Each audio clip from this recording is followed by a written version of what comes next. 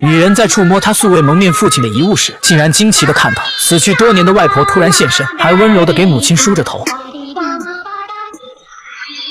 一瞬间吓得利弗尿不湿都尿湿了，恨不得赶紧离开地球。逃避的路上，他遇到了扎康这个拦路虎，可他现在已经不敢打听父亲的过去。扎康断定他一定继承了他父亲的能力，于是让他拿出项链。随后他双手紧握利弗的双手，突然周围产生了翻天覆地的变化，无数孤魂野鬼四处飘荡，同时在游魂的视角里也能看到他们。虽然扎康看不到利弗眼中的景象，但他能真切地感受到利弗的惊慌。惊慌之余，一辆破旧的火车急速向他们驶来。人的本能反应必定是在第一时间躲开，不过此时的扎康却死活都不敢撒手。其实他之所以会这么做，只是想让利弗接受现实，勇敢地去面对。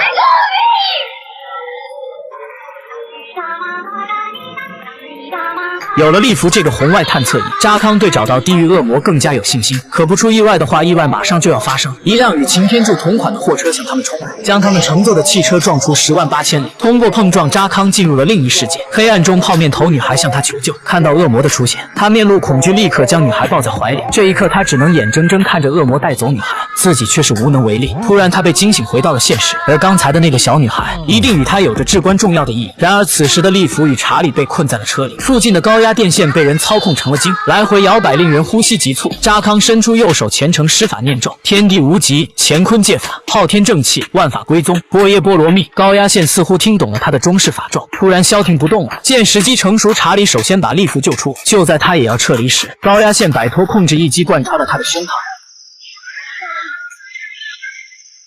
生死看淡的扎康并没有过多悲伤，他带利弗回到了他们的秘密基地，也是利弗父亲的魔法实验室。这里不仅有大量的经书，甚至连命运博士的黄金头盔也在这里。更神奇的是，利弗在镜子里竟看到了自己的父亲，经过对比才发现父亲仅出现在镜子里。扎康告诉他，镜子里的时间线盘根错节，你所看到的是曾经真实发生过的场景。通过查阅资料，已经知道了恶魔的身份，他叫伏羲法，能够控制电力与尸体。他一边讲解，一边让利弗拿起项链。突然感觉到一阵刺痛，鲜血滴到地图上，血液如有灵性一般开始流动，最终在地图的某一个地址上停止。原来这里就是恶魔的下一个作案地点。想要避免悲剧，除非用利弗做诱饵，引恶魔提前现身并将其封印。而此时基地却有人来拜访，利弗回头后差点没吓被唾弃。查理不仅没死，甚至精神还很饱满。现在搭档回来了，是时候该去收拾恶魔伏羲法了。